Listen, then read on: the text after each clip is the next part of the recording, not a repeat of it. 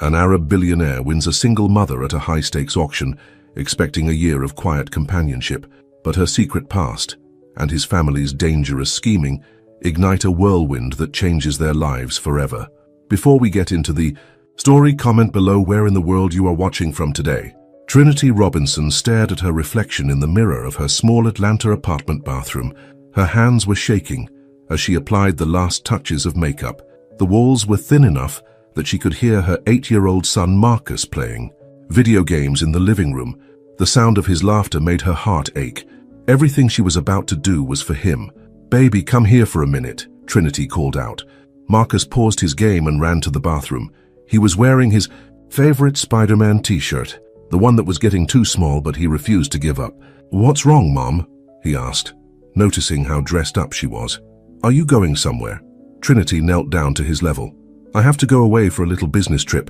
Mrs. Jackson from next door will stay with you for a few days." "But you never go on business trips," Marcus said, his bottom lip trembling. Trinity pulled him into a tight hug, fighting back tears.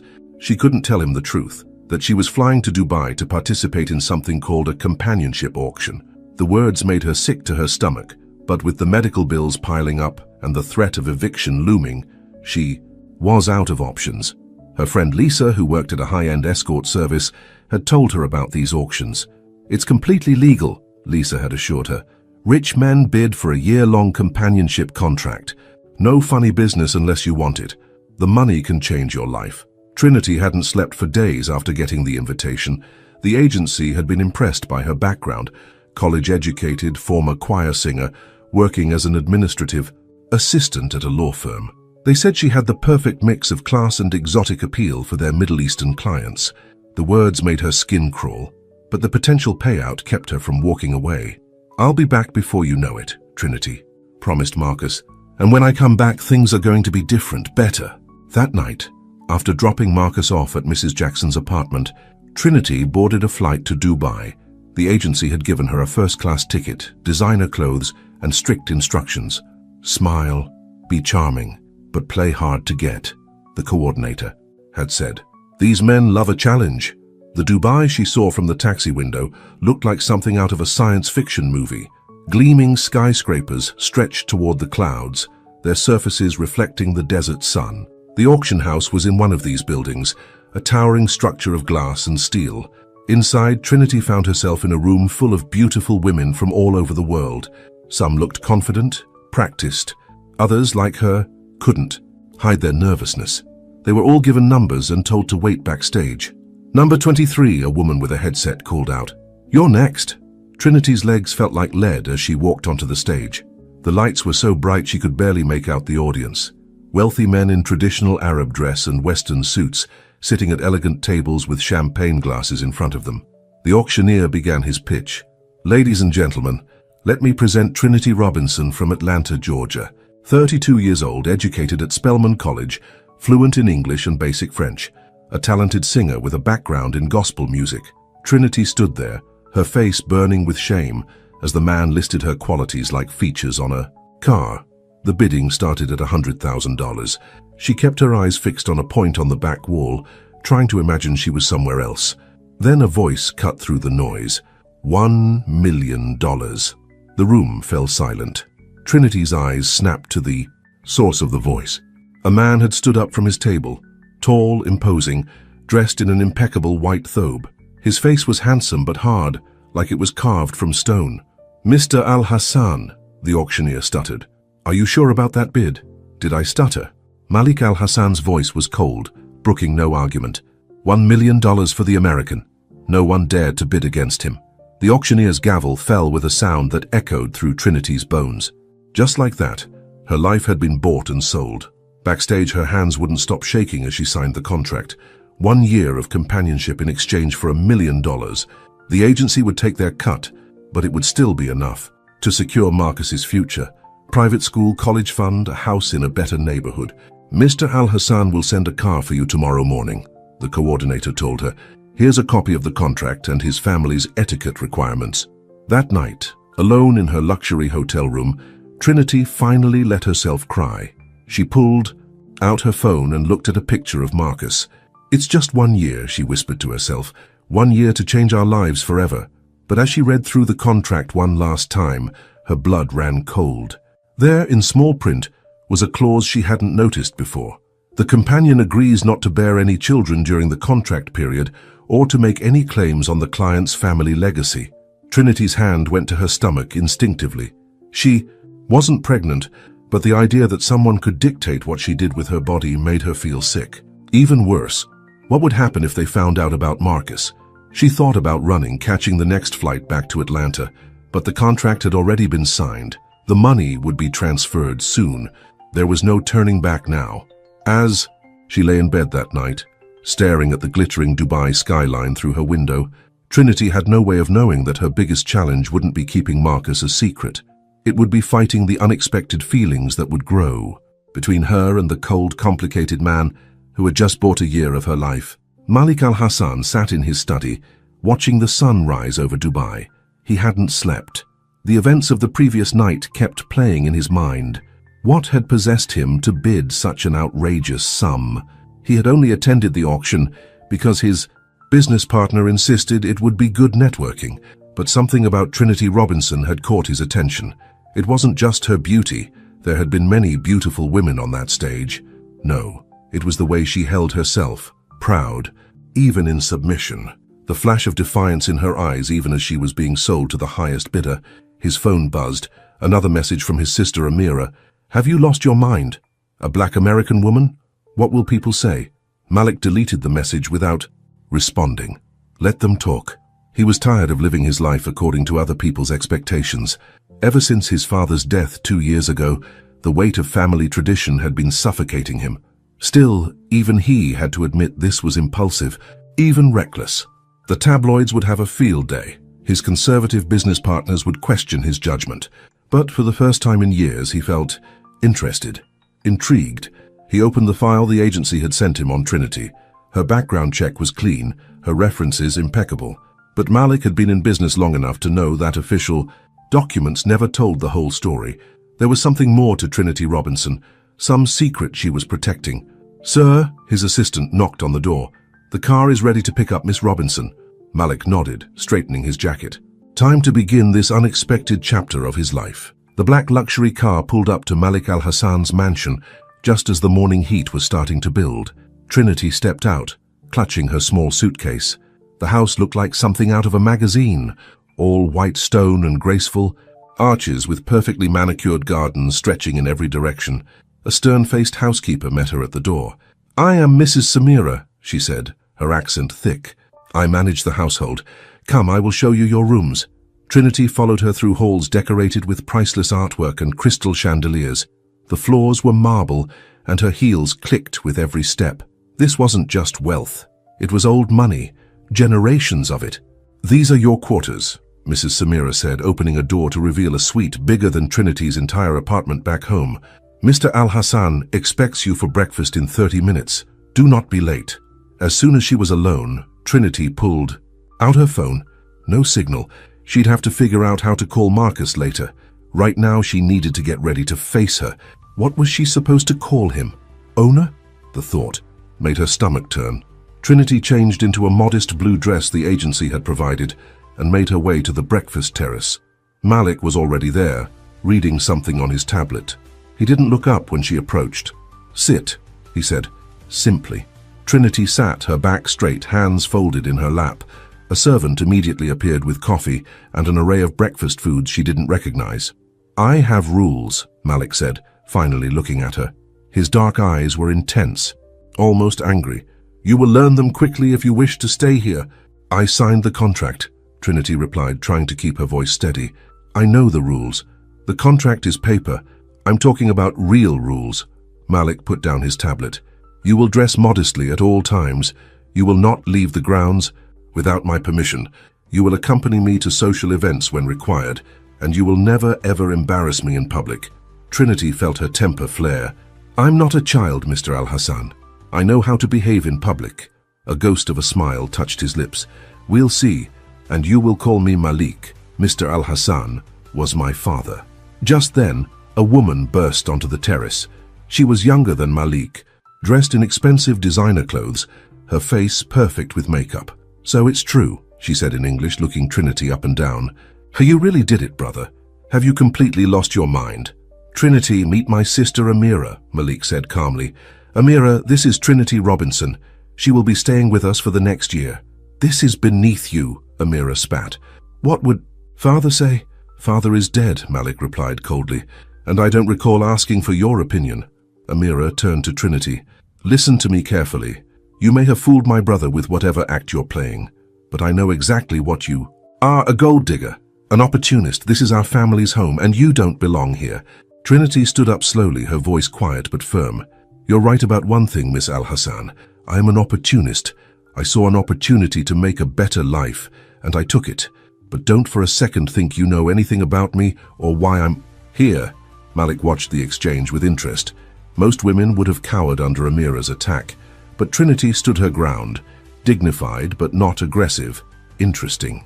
"That's enough, Amira," he said. "Trinity is here at my invitation. She will be treated with respect." Amira stormed off, leaving an uncomfortable silence behind her. Trinity sank back into her chair, her hands shaking slightly as she reached for her coffee cup. "You handled that well," Malik observed. "I've dealt with worse," Trinity replied. And she had racist clients at the law firm, judgmental parents at Marcus's school, but thinking about Marcus made her heart ache. She needed to find a way to call him. The rest of breakfast passed in silence. Afterward, Mrs. Samira appeared to give Trinity a tour of the house and explain her schedule. There would be etiquette lessons, Arabic language classes, and a complete wardrobe fitting. "Mr. Al-Hassan has many important business associates," Mrs. Samira explained. "You must learn to be a proper hostess." By evening, Trinity's head was spinning with rules and expectations.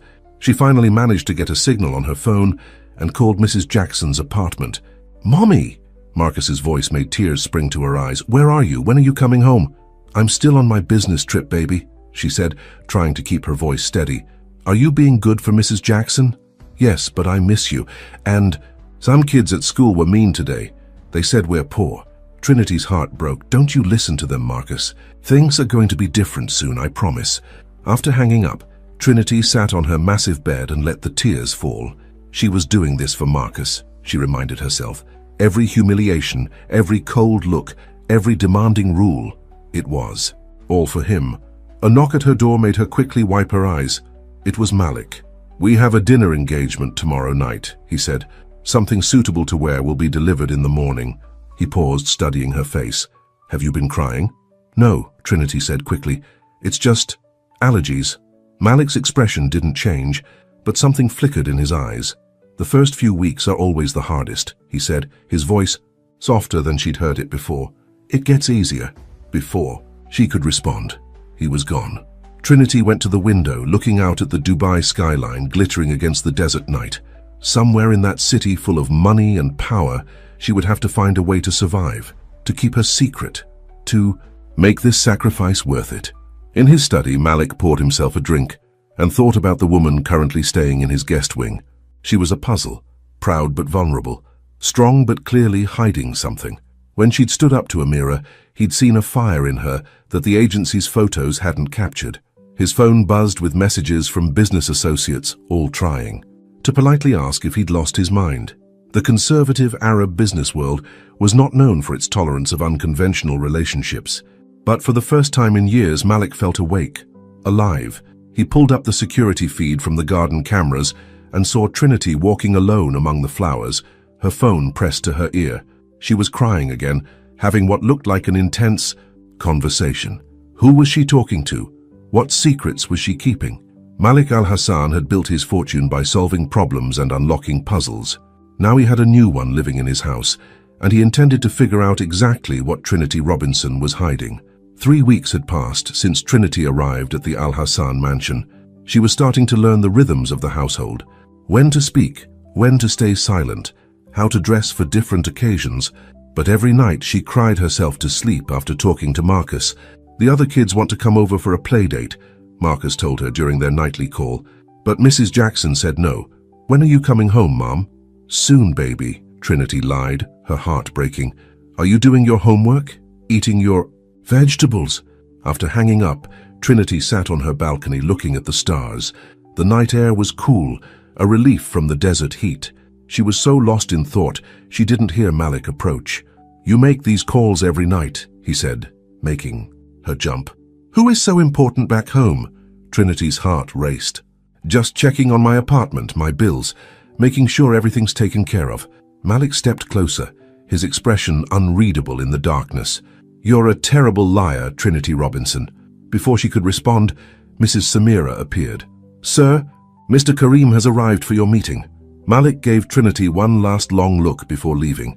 She let out a shaky breath. He was getting suspicious, and she needed to be more careful. The next morning, Trinity accompanied Malik to a charity gala at one of Dubai's most exclusive hotels. She wore a designer gown in deep blue, modest but elegant. The other guests stared and whispered behind their hands. "Ignore them," Malik said quietly as they entered the ballroom. "Hold your head high." "I'm used to people staring," Trinity replied. "Been dealing with it my whole life." Something softened in Malik's eyes. "Tell me about your life in America." For a moment, Trinity was tempted to tell him everything, about Marcus, about their struggles, about why she was really here.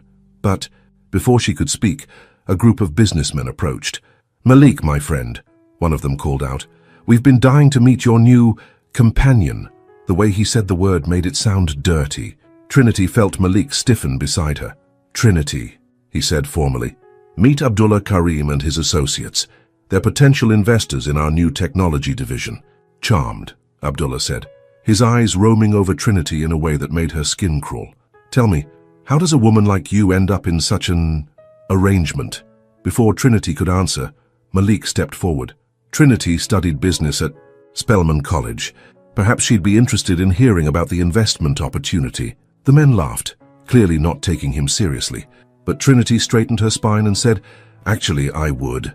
I'm particularly interested in how you plan to handle the emerging markets in Southeast Asia." The room went quiet. Trinity had spent weeks reading Malik's business journals while he was at work, learning everything she could about his industry. Now she watched with satisfaction as Abdullah's smug smile faded. Later that night, in the car ride home, Malik was unusually quiet. "I apologize for their behavior," he finally said. "Don't," Trinity replied. "I'm not made of glass. I can handle a few rude men." "You surprised them." "You surprised me." He turned to look at her. "Where did you learn about Southeast Asian markets?" "I read. A lot. Being underestimated gives you time to observe, to learn." Malik nodded slowly. "You're full of surprises, Trinity Robinson." Back at the mansion, Trinity changed out of her gown and tried to call Marcus. No answer. She tried Mrs. Jackson's number. Still nothing. Panic started to rise in her chest. Finally, Mrs. Jackson called back. "Trinity, Marcus had an accident at school. He's okay, but he needed stitches. He's been asking for you." Trinity felt like she couldn't breathe. Her baby was hurt, and she wasn't there. Without thinking, she ran downstairs to find Malik. He was in his study, looking at some papers. "I need to go home," Trinity blurted out. "Just for a few days, please." Malik looked up, surprised by her sudden appearance and the desperation in her voice. "That's not possible. The contract clearly states—" "I don't care about the contract." Trinity's voice broke. "Someone I love is hurt and they need me." "Someone you love?" Malik stood up slowly. "And who might that be?" Trinity realized her mistake too late. She backed away, shaking her head. "I shouldn't have bothered you. I'm sorry." But Malik moved faster, catching her arm before she could leave. "No more lies, Trinity. What are you hiding?" The touch of his hand on her arm sent an unexpected shiver through her body. They were standing close, too close. Trinity could smell his cologne, could see the flecks of gold in his dark eyes. "Please," she whispered, "let me go." Something changed in Malik's expression, a softening, a moment of understanding. He released her arm but didn't step back. "I have a private jet," he said quietly. "It can have you in Atlanta by morning, but when you return you will tell me the truth, all of it." Trinity's eyes filled with tears. "Thank you," she breathed. 2 hours later, she was on Malik's private jet, flying back to Atlanta, to Marcus, but her relief was mixed with dread. When she returned, she would have to tell Malik about her son, about the real reason she'd agreed to this arrangement, and somewhere over the Atlantic Ocean, Trinity realized something that scared her even more than losing her secret. She was starting to care what Malik thought of her, starting to care about him. In Dubai, Malik sat in his study, a glass of whiskey in his hand. He'd already put his best investigator on the task of uncovering Trinity's secret, but as he remembered the look in her eyes, fierce love mixed with fear, he wondered if he really wanted to discover the truth this way. For the first time in his life, Malik al-Hassan wanted someone to trust him enough to tell him the truth on their own. The question was, would Trinity be that someone? Trinity rushed through the hospital corridors, her heart pounding. She found Marcus in a small examination room, his arm bandaged and his eyes red from crying. The moment he saw her, his whole face lit up. "Mommy!" he cried out, jumping off the examination table and running into her arms. "You came back!" Trinity held him tight, breathing in his familiar smell. "Of course I came back, baby. I'll always come back for you." Mrs. Jackson stood in the corner, looking worried. "He fell during recess," she explained. 12 stitches, he was so brave." Trinity examined the bandage on Marcus's arm, fighting back tears. "What happened, baby?" "Some big kids were making fun of me," Marcus said quietly. "Said I was poor, and my daddy didn't want me.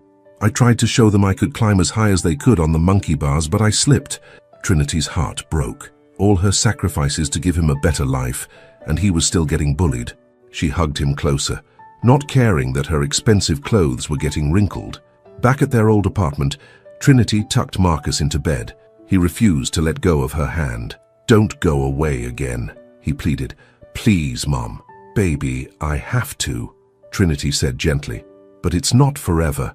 And soon we'll have enough money for a new house, and you can go to a better school." "Where do you go when you leave?" Marcus asked. "Is it because of the mean man?" Trinity froze. "What mean man?" "I heard Mrs. Jackson talking on the phone. She said some rich mean man bought you, is that true?" Before Trinity could answer, her phone buzzed. It was a message from Malik. "My investigator just sent me some interesting information about a birth certificate. We need to talk." Trinity's blood ran cold. She looked at Marcus, already falling asleep, then back at her phone. Everything was falling apart.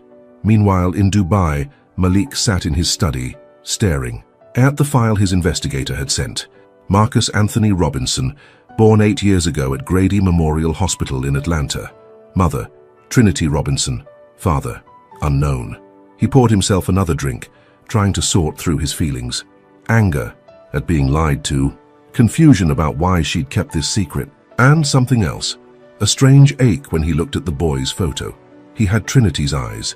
His phone rang. It was Amira. "Have you seen the tabloids?" she demanded without greeting. "Your American ran back home. Everyone's talking about it. You're becoming a laughingstock." "She'll be back," Malik said firmly. "Are you sure about that, and what about the boy?" Malik's grip tightened on his phone. "What do you know about that?" "Oh, brother," Amira laughed coldly. "Did you really think I wouldn't have her investigated? A black single mother with a bastard child. Wait until the board hears about this. They already think you've lost your mind."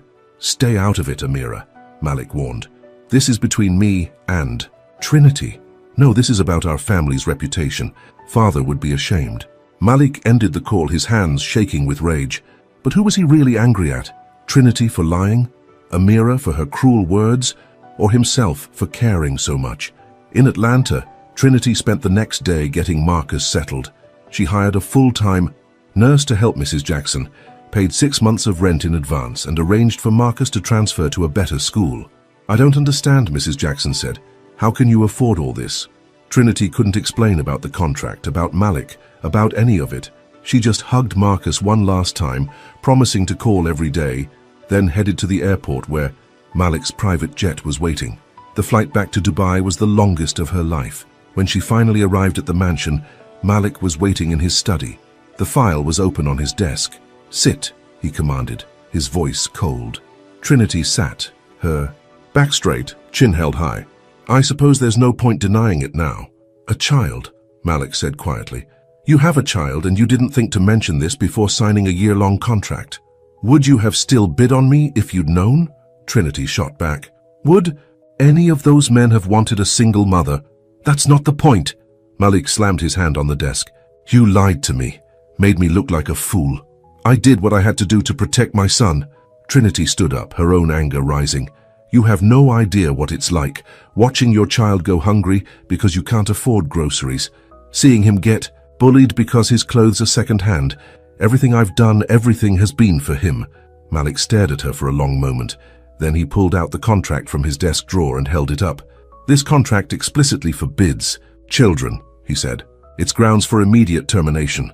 No compensation." Trinity felt her world spinning. No compensation meant no better school for Marcus, no safe neighborhood, no secure future. She'd failed him. "Please," she whispered, her pride crumbling. "He's just a little boy. He needs this chance at a better life." Something shifted in Malik's expression. He stood up and walked to the window, his back to her. "Tell me about him," he said finally. Trinity blinked in surprise. "What? Your son? Tell me about him." So Trinity told him everything. About Marcus's love for Spider-Man and mathematics, his quick wit and kind heart, how he always saved half his dessert for her, even when she told him not to. As she spoke, she saw Malik's shoulders gradually relax. When he finally turned back to face her, his eyes were different, softer. "Why didn't you trust me enough to tell me?" he asked. "I don't trust anyone when it comes to Marcus," Trinity admitted. "His father walked out before he was born. Since then, it's just been us against the world." Malik was quiet for a long time. Then he picked up the contract and slowly, deliberately, tore it in half. Trinity's heart stopped. "What are you doing?" "This contract is worthless," he said. "It was based on lies." Before Trinity could speak, he held up his hand. "Let me finish. I'm drawing up a new one. No restrictions on children. No secrets."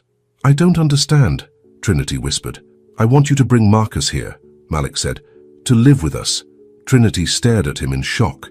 "But your family, your reputation, let me worry about that." He stepped closer to her, close enough that she could see the warmth in his dark eyes. "I'm tired of living by other people's rules, and I think you are too." Trinity felt tears sliding down her cheeks. "Why would you do this?" Malik reached out and gently wiped away one of her tears. "Because for the first time in my life, I've met someone who challenges me, surprises me, makes me question everything I thought I knew." He pulled back slightly, straightening his jacket. "Besides, I've always wanted to learn about Spider-Man." Trinity laughed through her tears, but as she looked at Malik, she saw something that scared her more than any contract or secret. She saw possibility, hope, and maybe, just maybe, the beginning of love. In the shadows outside the study, Amira stood listening, her face dark with anger. She pulled out her phone and dialed a number. "It's worse than we thought," she said quietly. "He's inviting the child to live here. We need to move forward with the plan now." 2 weeks after Malik tore up the original contract, Marcus arrived at the Dubai mansion.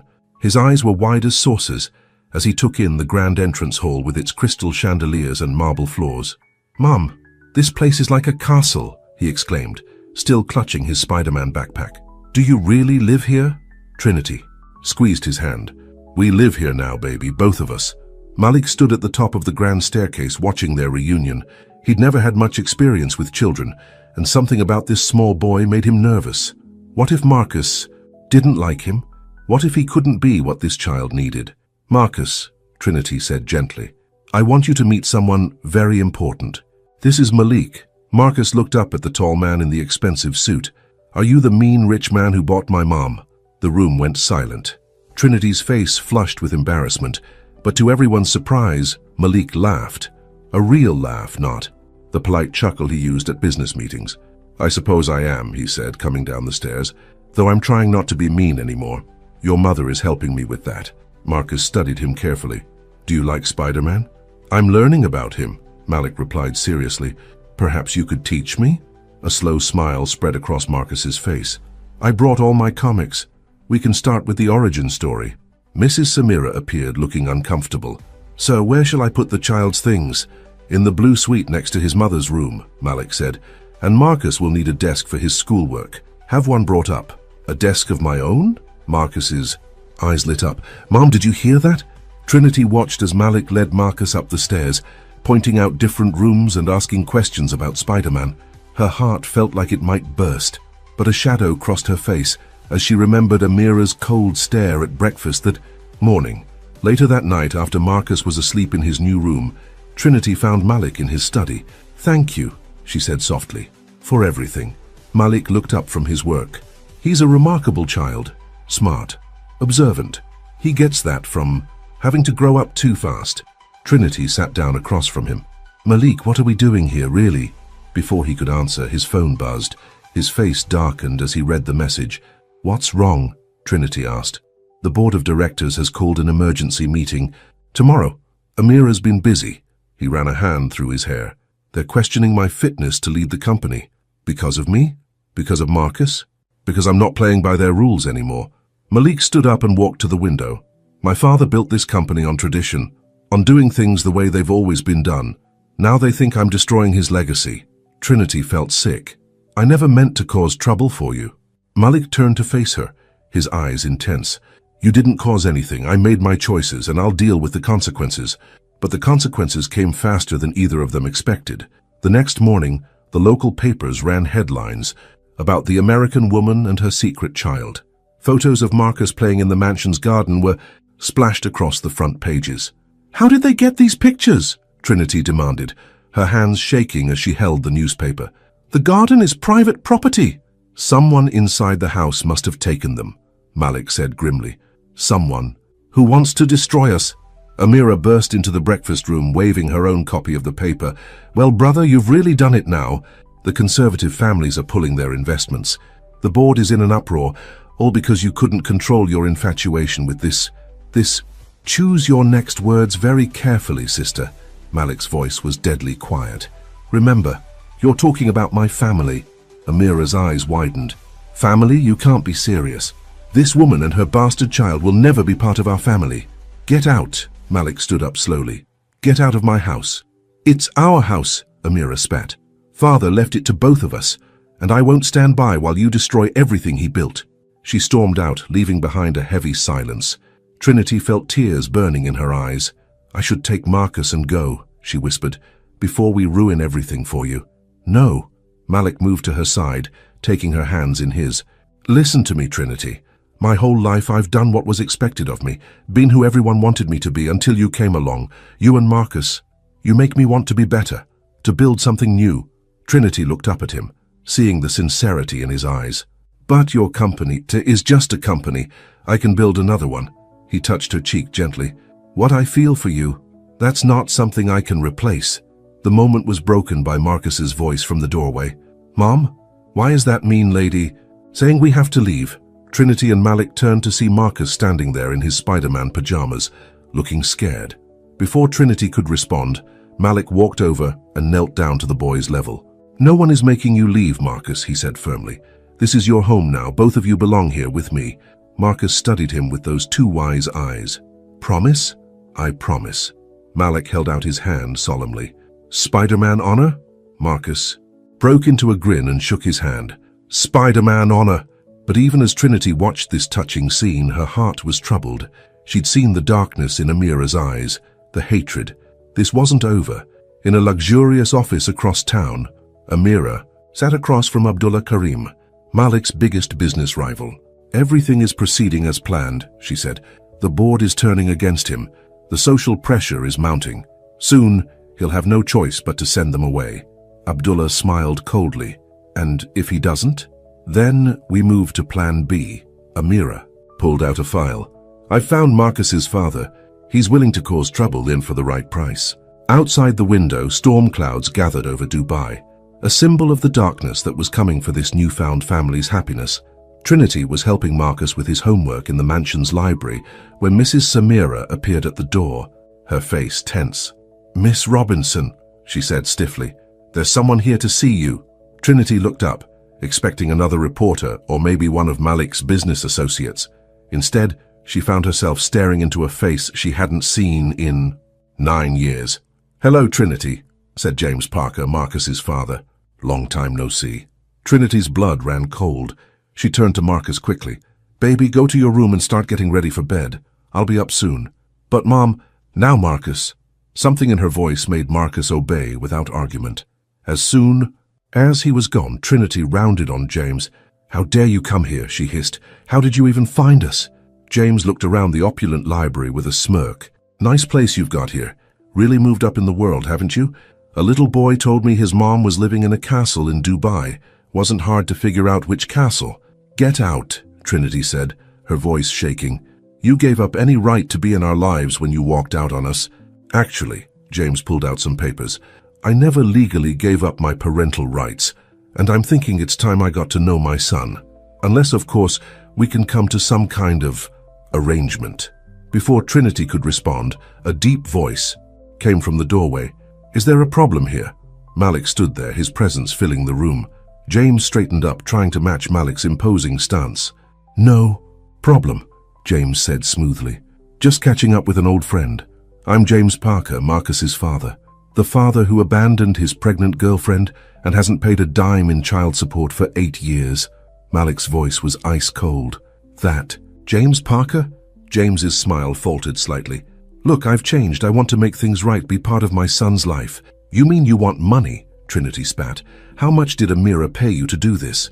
A flicker of surprise crossed James's face before he could hide it. Malik caught it and stepped closer. "My sister contacted you, didn't she?"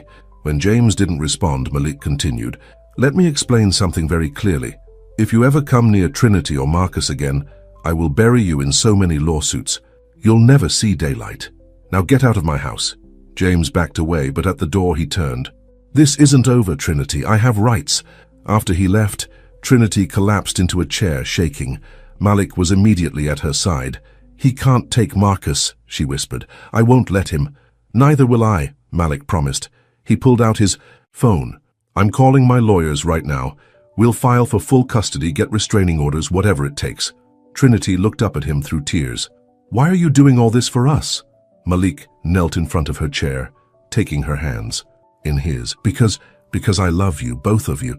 I didn't plan it, didn't want it, but it happened, and I'm tired of fighting it."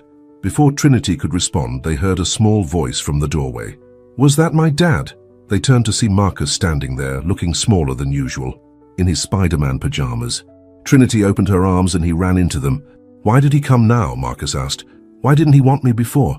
"Oh, baby," Trinity held him tight. "Some people just don't know a good thing when they have it, but that's their loss." "Indeed it is," Malik said, putting a hand on Marcus's shoulder. "And their loss is my gain." Marcus looked up at him with wet eyes. "Can you be my dad instead?" The question hung in the air, loaded with meaning. Trinity held her breath, waiting for Malik's response. Malik's voice was rough with emotion when he answered. "I would be honored, Marcus, if that's what you want, if it's what both of you want." Trinity felt tears sliding down her cheeks as she watched Malik pull Marcus into a hug. This was everything she'd ever wanted for her son, a real father, a man who chose to love him. But their moment of happiness was short-lived. The next morning, papers arrived from James's lawyers, demanding joint custody. And worse, Amira had called an emergency board meeting. "They're voting tomorrow," Malik told Trinity that night in his study, "on whether to remove me as CEO. "This is all my fault," Trinity said. "If I hadn't come into your life, then I'd still be living." "Half a life," Malik interrupted. "Following rules and traditions that mean nothing. You and Marcus gave me something to fight for." He pulled her into his arms, and Trinity let herself lean into his strength. But as she looked out the window at the Dubai skyline, she saw storm, clouds gathering. Tomorrow would bring either triumph or disaster. Across town, in a dimly lit office, Amira sat with Abdullah Karim and James Parker. "Everything is ready," Amira said. "Tomorrow, we destroy my brother's perfect little family. And we all get what we want," Abdullah added with a cold smile. "I get the company. You get your family's reputation back, and Mr. Parker here gets a very generous settlement." James looked uncomfortable. The boy seemed happy there. "Having second thoughts?" Amira's voice was dangerous. "Remember our agreement. Either you play your part, or certain people might discover your involvement in that bank fraud 5 years ago." James slumped in defeat. No second thoughts. Back at the mansion, Marcus was having trouble sleeping. He crept out of his room and found Malik in his study. "Can't sleep?" Malik asked, setting aside his work. Marcus shook his head. "I'm scared my real dad will take me away." Malik lifted the boy onto his lap. "Listen to me, Marcus. Family isn't about blood or legal papers. It's about love and choice, and I choose you and your mother. I will always choose you." "Spider-Man honor." Marcus held out his small hand. Malik took it solemnly. "Spider-Man honor." As Marcus finally drifted off to sleep in Malik's arms, Trinity watched from the doorway, her heart full. Tomorrow might bring chaos, but right now, in this moment, she knew they were exactly where they were meant to be. But sometimes, the greatest storms come when you least expect them. And This family's greatest test was just beginning. The morning of the board meeting dawned hot and humid. Trinity helped Malik straighten his tie, trying to hide how badly her hands were shaking. "Whatever happens today," she said softly, "we'll face it together." Malik caught her hands in his. "I've had my lawyers draw up papers. If they remove me as CEO, I still have my personal fortune, enough to fight James for custody, to give Marcus everything he needs." "I don't care about the money," Trinity insisted. "I just want our family to be safe." From the doorway came Marcus's voice. "Mom, the mean lady is here again." They turned to see Amira striding into the foyer dressed in an expensive black suit. Behind her came Abdullah Karim, and to Trinity's horror, James Parker. "What is this?" Malik demanded. "Just making sure everyone arrives at the board meeting together," Amira said smoothly. "After all, the board should meet Marcus's real father. Don't you think?" Marcus pressed closer to Trinity's side. "You're not my real father," he said to James. "You're just the man who left us." James had the decency to look ashamed, but Amira cut in before he could speak. "The car is waiting," she announced. "Shall we?" The ride to the corporate headquarters was tense. Marcus sat between Trinity and Malik, holding both their hands. James kept trying to catch the boy's eye, but Marcus stubbornly looked away. The boardroom was packed when they arrived. Old men in expensive suits looked down their noses at Trinity and Marcus. She heard whispers, saw the judgmental stares. "The board will see Mr. Al-Hassan alone first," the chairman announced. Before Malik went in, he knelt down to Marcus's level. "Remember what I promised, Spider-Man honor?" Marcus nodded bravely. Spider-Man honor. Inside the boardroom, Malik faced his accusers. For 2 hours they questioned his judgment, his leadership, his commitment to tradition. Amira presented evidence of dropping stock prices, cancelled contracts, conservative investors pulling out. "And now you've brought scandal to our door," the chairman said gravely. "This American woman, her illegitimate child, that illegitimate child is the son of my heart," Malik interrupted, his voice firm. "And Trinity is the woman I intend to marry." A shocked murmur ran through the room. Amira's face went pale. "You can't be serious," she sputtered. "Brother, think about what you're saying." "I've never been more serious." Malik stood tall. "My father built this company on tradition, yes, but he also built it on family, on love. He taught us that family comes first, always." "And what about the child's real father?" Abdullah Karim spoke up smoothly. "Mr. Parker has rights, after all." Malik smiled coldly. "Interesting that you know so much about Mr. Parker's rights, Abdullah, almost as if you've been coordinating with him?" He nodded to his assistant, who passed out folders to each board member. Inside were photos, Amira meeting secretly with Abdullah and James, bank transfers, emails discussing their plot. "My sister and Mr. Karim orchestrated this entire crisis," Malik announced. "They paid James Parker to cause trouble. They leaked stories to the press. They engineered the drop in stock prices by spreading rumors to investors." The boardroom erupted in chaos. Amira jumped to her feet, but security guards appeared at the doors. "This is nonsense," she shouted. "You have no proof." "Actually," came a new voice, "he has a witness." James Parker stood in the doorway, looking uncomfortable, but determined. "I can't do this anymore," he said. "Miss Al-Hassan approached me 3 weeks ago, offered me money to claim custody of Marcus, said it would help restore the family's honor." Amira's face contorted with rage. "To you, traitor, we had a deal." "I saw my son," James said quietly. "Saw how happy he is, how loved. I won't be part of destroying that. Not for any amount of money." The chairman called for order. After a brief discussion, the board voted. Malik would remain CEO. Amira and Abdullah would face criminal charges for corporate espionage and market manipulation. As security led them away, Amira turned to Malik one last time. "Brother, please, we're family." "No," Malik said sadly. "Family doesn't try to destroy each other. Trinity and Marcus, they're my family now." Outside the boardroom, Trinity and Marcus waited anxiously. When Malik emerged, Marcus ran to him. "Did you win?" the boy asked. Malik scooped him up. "We all won." James approached cautiously. "Trinity, can we talk?" Trinity tensed, but Malik squeezed her hand reassuringly. They found a quiet corner while Malik distracted Marcus with plans for ice cream. "I'm sorry," James said simply, "for everything, for leaving, for coming back like this, for letting them use me." "Why did you change your mind?" Trinity asked. "Because I saw what I threw away. That boy, he has a real father now, better than I ever could have been. James pulled out some papers. These are signed documents giving up all parental rights. Malik's lawyers drew them up. I won't bother you again.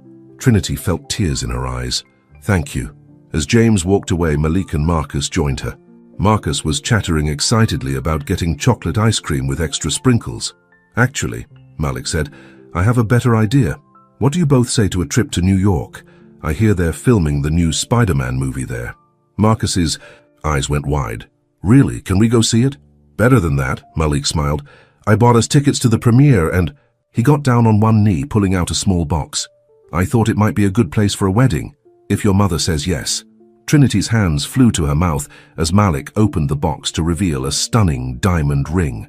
Marcus started jumping, up and down. Say yes, Mum, say yes. Through happy tears, Trinity nodded. Yes, 1,000 times yes. As Malik slipped the ring on her finger and pulled her into a kiss, Marcus hugged them both. Around them, the board members and employees who had gathered to watch broke into applause. But in the back of the crowd, a figure watched with dark eyes. Abdullah Karim's assistant pulled out a phone and dialed a number. It's done. They're all distracted with the happy ending. Should I proceed with the real plan? A voice on the other end answered, yes, let them have their moment. Soon they'll learn that every fairy tale has a dark side. The New York trip was everything Marcus had dreamed of and more. They stayed in a penthouse suite overlooking Central Park, and Malik arranged a private tour of the Spider-Man movie set. Marcus got to meet the actors and even try on a real costume. This is the best day ever, Marcus exclaimed, bouncing on his hotel bed, still wearing the mini Spider-Man suit the crew had given him. Can we live here forever? Trinity smiled as she packed for their return to Dubai. We have to go home, baby, but we'll come back for the wedding. The wedding plans were already underway. Trinity had found a beautiful venue in Manhattan, and Malik had insisted on flying in a famous designer to create her dress. Everything was perfect, too perfect. You're worried, Malik said that night after Marcus was asleep. They stood on the penthouse balcony looking out at the city lights. I keep waiting for the other shoe to drop, Trinity admitted. My whole life, whenever things started going well, something would happen to ruin it. Malik pulled her close. Not this time. Amira and Abdullah are facing charges. James has signed away his rights. We're free to be happy. But back in Dubai, trouble was brewing. Abdullah's assistant, Sarah Chen, sat in a dimly lit office with a man whose face was hidden in shadow. Everything is proceeding according to plan, Sarah reported. They're distracted with wedding plans. Security is relaxed. Good, the man replied. Abdullah may have failed, but we won't. The Al Hassan Empire will fall, and we'll be there to pick up the pieces. The next morning, Trinity woke to find Malik already on his phone, his face tense. What's wrong? She asked. Someone's been accessing our secure servers, he said. Corporate secrets, client lists, everything. The IT team can't trace the breach. Before Trinity could respond, Marcus ran in excitedly. Mom, Malik, look what came in the mail. He held up an envelope containing a Spider-Man comic book. It's a rare edition. The card says it's an early wedding present. Trinity frowned. Who sent it? Doesn't say. Marcus opened the comic carefully. Can I read it now? After breakfast, Trinity said. Something about the anonymous gift made her uneasy. Later that day, back at the mansion in Dubai, Trinity was helping Marcus with his homework when she noticed him rubbing his eyes. You okay, baby? Just tired, Marcus yawned, and my head hurts a little. Trinity felt his forehead. He was warm, too warm. Mrs. Samira, she called out. Can you bring the thermometer? But when Mrs. Samira took Marcus's temperature, it was normal. Still, something wasn't right. Marcus was never tired in the middle of the day. By dinner time, Marcus could barely keep his eyes open. When he nearly face-planted in his soup, Trinity knew something was seriously wrong. We need to get him to a hospital, she told Malik. At the emergency room, doctors ran tests while Trinity paced anxiously. Malik made calls, pulling strings to get the best specialists. Finally, a doctor emerged, looking grave. We found traces of an unknown substance in his bloodstream, some kind of synthetic toxin. Has he been exposed to anything unusual recently? Trinity's mind raced. Then she remembered the comic book. She ran to call the mansion. Mrs. Samira, the comic book Marcus got this morning, where is it? I put it away in his room, miss. Should I? Don't touch it. Call the police. Tell them we need toxic substance experts. The lab results confirmed Trinity's fears. The comic book pages had been treated with a slow-acting contact poison. Just touching them had exposed Marcus to the toxin. Who would do this? Trinity sobbed as she watched Marcus sleep, hooked up to monitors and IVs. He's just a little boy. Malik's face was dark with fury. Someone trying to hurt me by hurting the people I love. He pulled out his phone. I'm calling in every favor, every contact. We'll find who did this. But they didn't have to wait long. A text message arrived on Malik's phone. Your sister wasn't thinking big enough. She just wanted to separate you from them. We want to destroy you completely. The antidote for the boy exists. The price is your entire company. You have 24 hours. Trinity read the message over his shoulder and felt her blood run cold. Malik, don't, he said firmly. Don't even suggest that Marcus's life isn't worth more than any company. He immediately began the paperwork to transfer ownership of his entire business empire to a numbered offshore account. But as Trinity watched him sign away everything he'd built, she noticed his hands were shaking. I'm so sorry, she whispered. Malik looked up at her fiercely. Never apologize for giving me a family worth sacrificing everything for. Just then, Marcus stirred in his hospital bed. Mum? Malik. I don't feel so good. The monitors started beeping faster. A team of doctors rushed in as Marcus began seizing. We're losing him, one doctor shouted. Trinity screamed. Malik held her back as the medical team worked frantically to stabilize Marcus. After what seemed like hours, the lead doctor emerged. He's stable for now, but the toxin is spreading faster than we expected. Whatever you're planning to do, do it quick. He may not have 24 hours. Malik's phone buzzed with another message. Time is running out. Tick-tock. But as he reached for the final transfer documents, Trinity grabbed his arm. Wait, she said. The message, something about it seems familiar. She pulled out her phone and scrolled through old work emails from her time at the law firm. Then she found it, an internal memo about a case involving industrial espionage and synthetic toxins. Sarah Chen, Trinity breathed. She was Abdullah's assistant.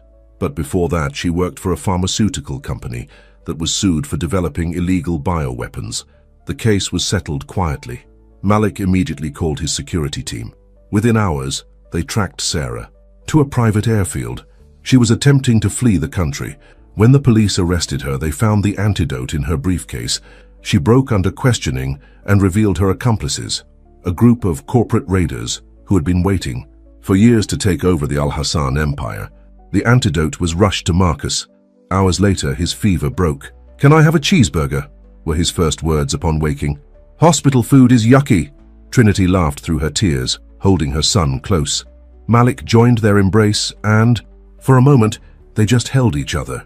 But later that night, after Marcus was asleep, Trinity found Malik standing alone on the hospital room balcony. What are you thinking about? She asked. How close we came to losing everything, he said quietly, and how none of it would mean anything without you and Marcus. Trinity leaned against him. So, what do we do now? Now? Malik smiled. Now we get married, and then we show the world what a real family empire looks like. In the distance, the sun was rising over Dubai, painting the sky in shades of hope. But in a prison cell across town, Sarah Chen smiled as she wrote a letter. On the envelope was a single name, Amira. The storm might have passed, but the clouds were gathering again, and this time, the stakes would be even higher. 3 weeks. After Marcus's release from the hospital, wedding preparations were in full swing.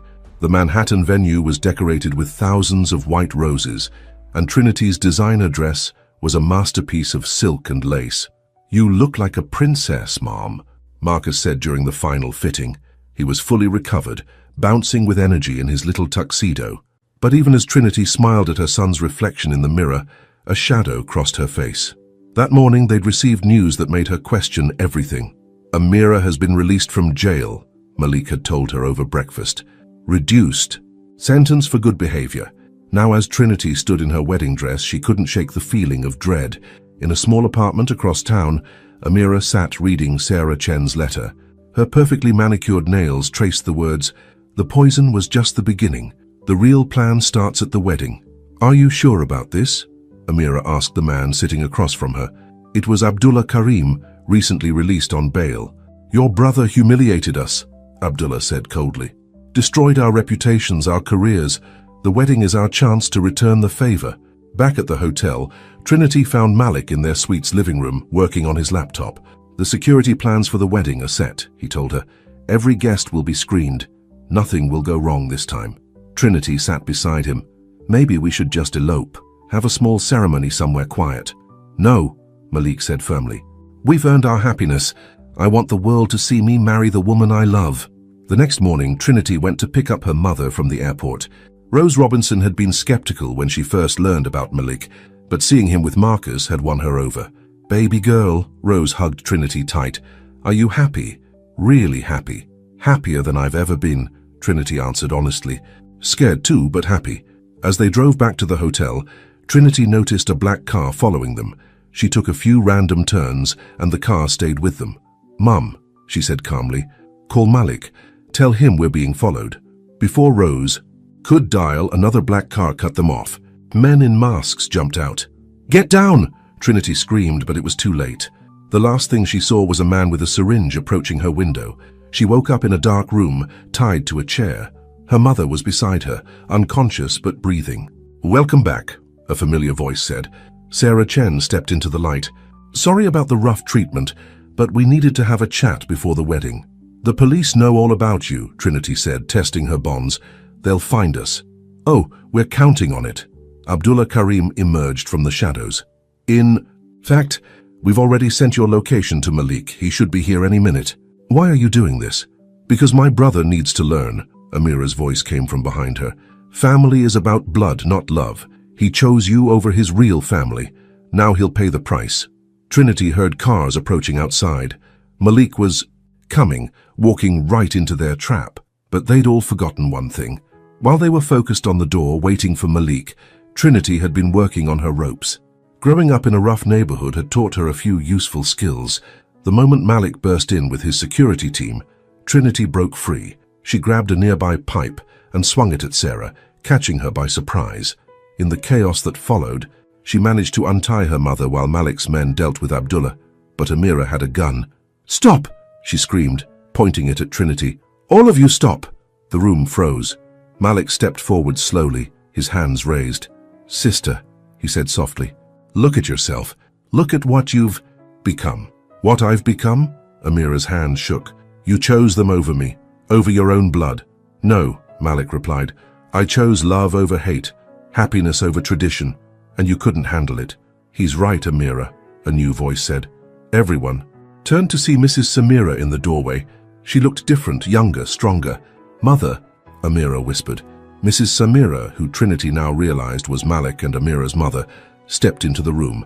"I've watched you both since I came back," she said, "disguised as a housekeeper to see what my children had become. I saw Malik find love, find courage to be himself, and I saw you, daughter, let bitterness poison your heart. You left us." Amira's voice broke. "After father died, I left because I couldn't bear the prison of tradition anymore, just like Malik is. Breaking free now." Mrs. Samira moved closer. "But I never stopped loving you, either of you." The gun wavered in Amira's hand. Tears streamed down her face. "It's not fair," she whispered. "He gets everything, the company, a new family, love. You can have those things too," her mother said gently. "But first you have to let go of the hate." The gun clattered to the floor. Amira collapsed into her mother's arms, sobbing. As the police led Abdullah and Sarah away, Trinity hugged her own mother, who was shaken but unhurt.